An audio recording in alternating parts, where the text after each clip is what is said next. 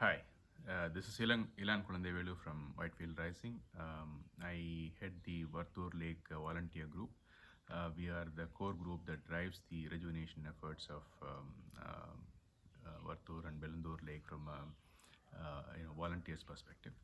We started this way back in 2014 when the lake was frothing, and I reached out to the other team members about can we do something. I think their apprehension was we started this earlier. Hey, it had always been false starts. We didn't go anywhere.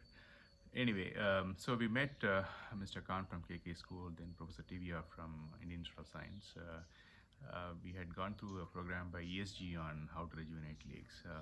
What are the do's and don'ts, and then we met BDA, the Bangalore Development Minister, and then we went and visited some of the other lakes, Bangalore, North Jakur Lake, Koramangala third block, and we learned from Puttanahalli in JP Nagar, etc., etc. So we also figured out what to do, what not to do.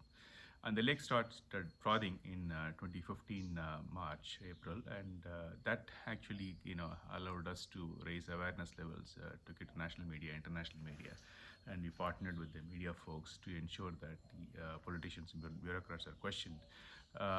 And we also partnered with Indian Institute of Science and KK School to ensure that the bathymetric study is done to figure out what is there in the lake. We took help from MEG, Madras Engineering Group, so that they could provide the people and the boat and so on. And then Bellandur caught fire, right? So we were raising awareness levels about these repeatedly through media, through official meetings and meeting ministers, etc. And at some point, NGT was so upset that they took so much cognizance of this, and they also sent a monitoring committee to and an amicus curiae to Bangalore to figure out what's going on. They were going through the regular guided tour, and we actually took them to the places where there were issues, so that the amicus curiae was upset about what was the situation on the ground, and finally NGT slapped a fine of 50 crores on BBMP, and 500 crores was asked to set aside by the Karnataka government for the rejuvenation of these. And they appointed a monitoring committee by Justice Santosh Hegde, Professor T. Ramachandra, and Dr. U.V. Singh. And this actually led to the current rejuvenation efforts. Right now, the desilting is going on. Our approach is scientific. This is probably one of the most scrutinized rejuvenation efforts you'll come across.